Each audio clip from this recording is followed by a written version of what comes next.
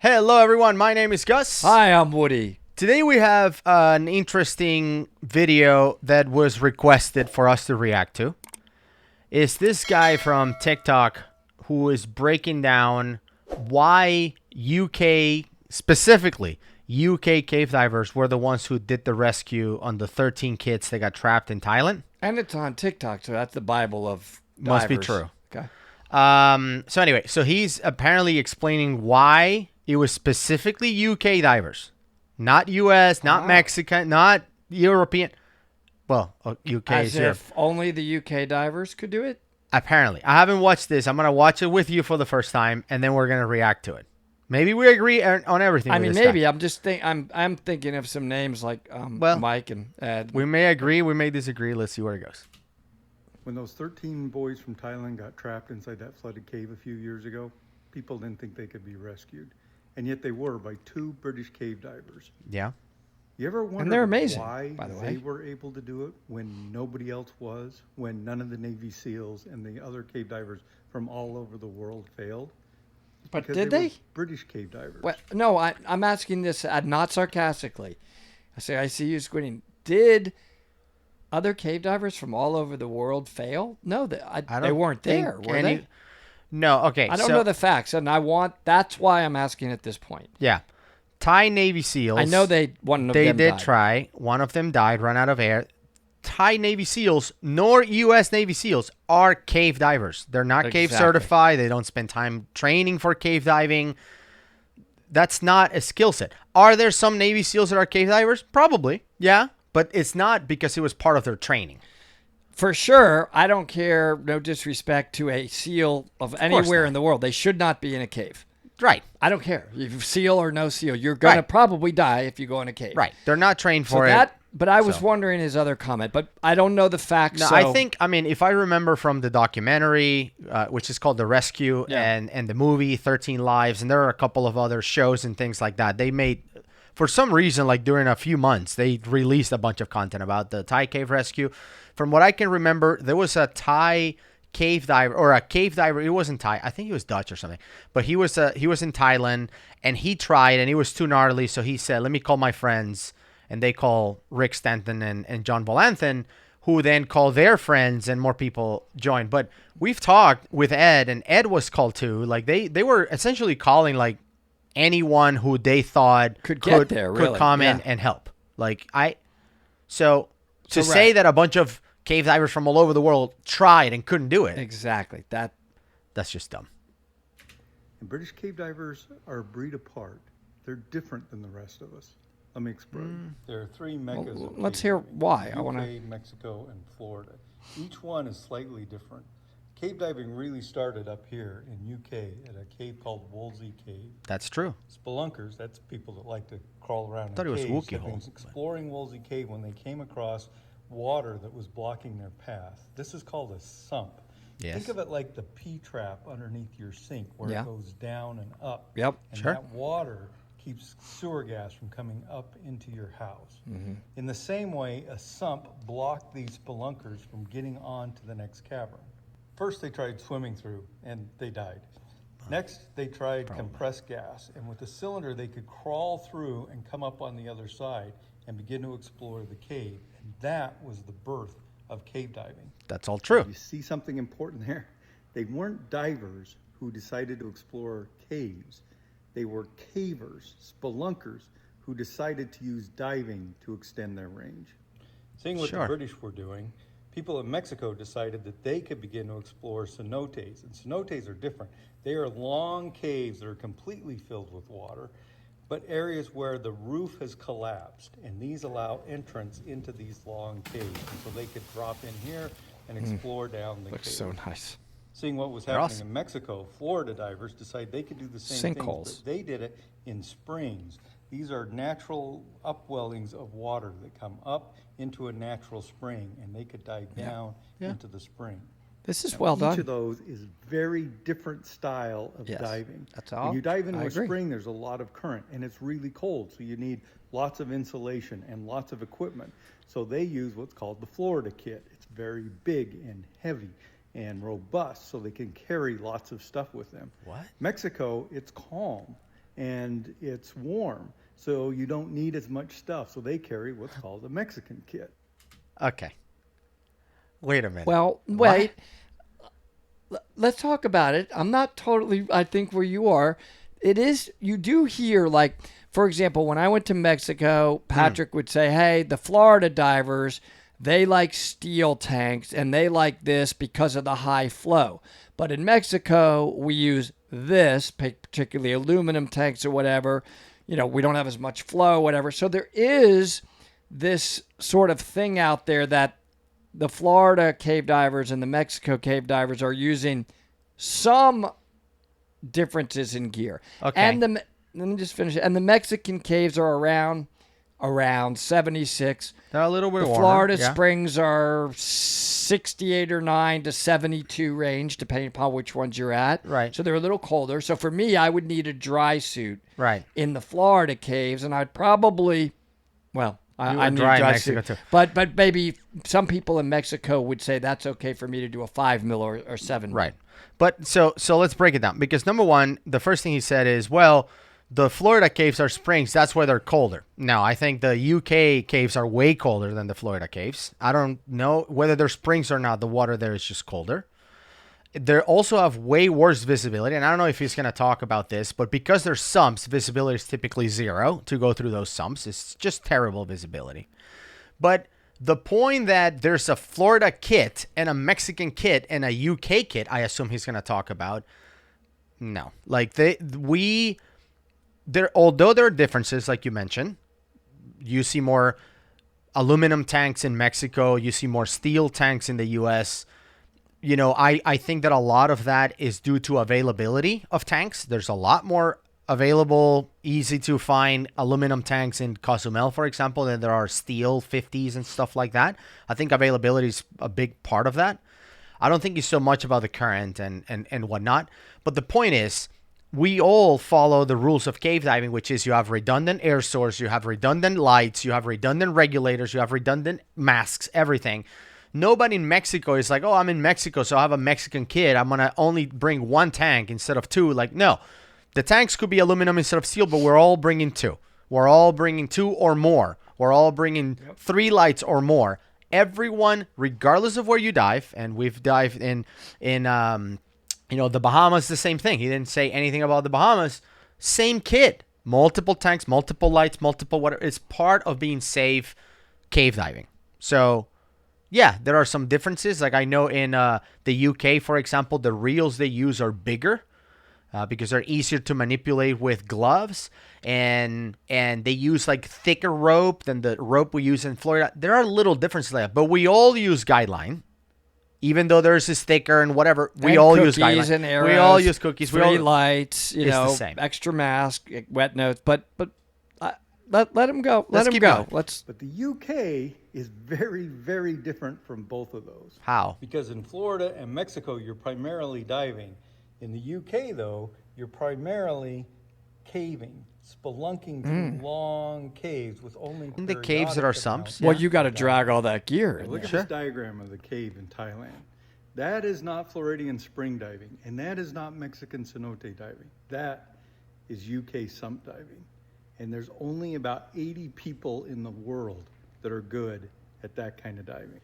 Their equipment has to be modified and unique to I don't know. Primarily, I don't know cave diving if separate. that's accurate or not. The UK divers, they dive with different equipment than anybody else. As a matter of fact, No. one of the divers Well, that saved the boys in let's hear it. Thailand, he made his flotation device that everybody else buys. He made it himself out Rick? of an inner tube from a motorcycle. Are they talking about Rick Stans? Yeah. So Rick Stanton, who's the main rescuer on the whole operation, there are stories that Rick made his own rebreather. He made his own wing. You know, these guys have been diving since forever. When the equipment that is available now was not available then, you had to make it. The same thing, Florida divers used to make their own lights, their own, there's a necessity, right? They have to make it. But I talked to Rick yesterday, all right? And he's coming to the U.S. I'm not going to say where or whatever, but I know he's coming. And he's going to be diving the Sidewinder. He's not diving his Nice. own made-up rebreather. Like, once these commercial rebreathers became available, they're safer, easier to maintain, more parts are available. You don't have to build everything. So Rick dives a Sidewinder. Yep. And if you watch the movie, for example, 13 Lives, you see the Sidewinder in the movie. They're diving a Sidewinder in the cave. So, yeah, I mean, to say that one of these guys made it with a motorcycle, tire and he sells it, no. Like, maybe they did that in the past, but now they all dive commercial stuff. And it's cold in there, but they don't dress for warmth like the Floridians For do, warmth? because they have to carry that in. And what Floridians do to keep warm would be far too heavy in the UK. So they sacrifice personal comfort for the ability to crawl through small holes. So these guys had the right equipment for the job when nobody else did. But it's more than that. It's a difference in attitude and mentality. Everywhere else in the world, you were that's taught to interesting. dive I with think a I buddy, agree with that. And safety comes from having somebody else you can rely on. But not in the UK. There's a group there called the Cave Diving Group. That's the group of this rarefied strata of cave divers. To get into it, you have to apply, you have to be approved, and then you spend 18 months being an apprentice learning how to do this. Wow. And one of the first things they tell you to do is solo mentality. You do not dive with somebody else. You dive alone, because safety comes from being by yourself. And that may seem crazy. Let's read this. Buddy Systems introduced an open water diving to minimize the risks associated with open water diving hazards, but when applied to the UK sump diving situation, buddy diving introduces additional risks. I guess you could think about somebody panicking in front of you or panicking and trying to kill you, and it's not enough room. That must be what they're talking about. I wish Rick was here to react to this one with us, because I don't know enough about UK cave diving and the cave diving group and all this stuff. I would love to get more clarity on this, maybe but Rick will comment. I would find it hard to believe that you join this group and the first thing, forget everything you know about diving with a buddy. We dive alone because it's safer. What? What do you mean diving alone is safer? I mean, you should be able to self-rescue. And that's why we have so much, gear with us, is because if something fails, you don't have time in zero vis to swim to your buddy and tell him I'm out of air. Like, you have the ability to rescue yourself. But to say that from now on you dive alone, like, what? No, I think he's saying that the particular type of diving they do in the UK is more suitable for one person being in that probably sump section than multiple. I think you have to be comfortable being alone. But to say that it's safer, I don't know, man. Yeah, I think they're just saying that for that type of diving only, it may be a better solution than if you have multiple people. But that would be a great question for Rick, for sure. But when you are in a tight little space, you need to be alone. There you because go. if you have to back up and somebody's behind you, they block your way. They can pull you. If somebody else runs out of gas and you have to decide to give them your own, you're deciding you're going to die. Come on. That is total, absolute nonsense. So when you're cave diving, just like when you're diving too, we follow the rules of thirds, right? And the rules of thirds in cave diving indicate you use a third to penetrate or to go in the cave and a third to come out and leave a third for reserves. If you have 2/3 of gas, when you're turning around, so you use 1/3 to go in, 2/3 to come out, that means that if your buddy, assuming they have the same rate of air consumption as you could feed him air, and you two have 2/3. You use 1/3 to go in. Now the two of you have 1/3 to get out. You both are, in theory, safe. Now, this is not Cave Diving 101. We're not going to get into hypercapnia situations and all this other stuff. But the idea is that everyone is following the rules of thirds. So if you're in a team with 2 people or 3 people, now there's way more gas and thus way safer to dive with more than one person. So in this specific example that he's talking about, having a buddy is way safer than not having a buddy when you run out of air. You run out of air alone, you're dead. You have a buddy, if they follow the rule of thirds and you consume the same amount of air as them, chances are you will make it. I mean, to Gus's point, I simply will not cave dive alone. It's my own rule. I just don't want to, and I won't do it. But again, but in this specific example, it's like if you feed your buddy air, you're both dead. Yeah, what? I'm not sure where he's going with that. But I really don't understand that comment yet. He's going to be featured in this channel. That's where he's going. If you're diving with somebody else, they could kick up the silt and make it so you can't see. If you're diving with somebody else and they become tangled in your safety line, you free them. They have to cut it, and now you don't have a way home. They fix it. We learned that in class. The buddy system gives you a false sense of security when there is no security in having a buddy. You are by yourself. Okay, so I mean that. So while these divers will it's tough for me to agree with that comment. To meet up with them on the other side when they get to dry land again. It's not while they're diving. Ultimately, everybody else that went into that cave was doing it as part of a team. These guys did it by themselves, and by themselves was the only way they could rescue those boys. But weren't they together? I'm asking you a question. Were they together, or were they by one went all the way in? No, they or did they go in a pair? That would be a good question for Rick, but it was all part of a team as far as I understand. Like, okay, when you were pulling the kids out because they sedated them, they put them to sleep, right? And a full face mask to bring them out. When they were doing that, you as a diver were responsible for that kid all the way to the exit. So I guess technically you were solo because you were carrying a buddy. You were, bringing this kid with you. But it was a team effort.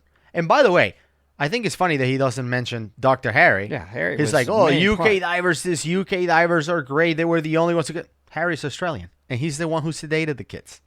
Like, what are you talking about? And Craig, who's Harry's dive buddy, he's Australian too. They both won Australian of the Year for being involved in this rescue. So Harry has been in the show. He was a speaker at the meetup. He's now diving with hydrogen. Maybe. He's a hydrogen bomb diver now. I think maybe this guy is saying, well, Australia, they're kind of British. I guess so. I mean, okay. There are some things in this video that I think were accurate. Florida diving is different than Mexico, is different than the UK, is different than Japan, is different than, every country has their own thing. There's Budapest. It has a bunch of underwater caves under Budapest. I'm sure diving there is different than the UK and then Florida and then Mexico. But at the end of the day, with the training that you and I went through, you went through your training in the Bahamas. I went through training in Florida. We both dived in Mexico. I feel totally okay diving in the UK, diving in a cave in Japan, diving in a cave in Budapest, because the skills that you learn they extrapolate to other places. The safety aspect of it, the planning, the emergencies, diving in zero vis, like all of those things are universal, right? We all follow the same rules. I at no point feel like, oh, we're going to go to the UK. I can't cave dive because I'm a Florida cave diver. What are you talking about? You're a cave diver everywhere, right? And I think that in some situations, I do think that the training prepares you, depending on where you do the training. So like Florida with all that current, right? If you can run line and do things in that current, you can probably be okay in Mexico where there's no current. Like current makes everything harder. If you get certified in the UK and you're doing all the sumps and cave diving on top of it, you're probably pretty good if you go diving in the Bahamas where you don't have all those obstacles. You know what I'm saying? So yeah, I don't know about saying that, the UK guys, there's only 80 British guys in the world that could have done this. Well, one of the main guys was Australian. So what's your point? Well, I do think that we do have some cave divers here that could have done it. It was a matter of that those guys, though, are very good at sump diving. Yeah. And they are the ones that handled this, known to be among some of the best cave divers in the world. There's no question that Rick and that team and Harry are... Dude, Mike is a mole. You think Mike would have been lost at that Thai cave?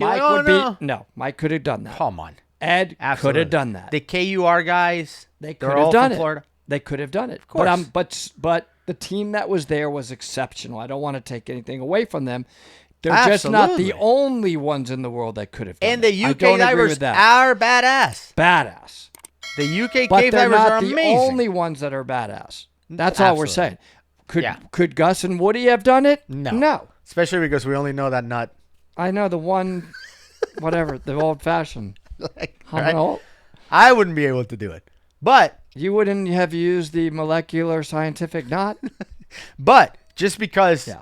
we can do it, we're not an example of elite cave divers like all of these guys that we look up to that could have done that.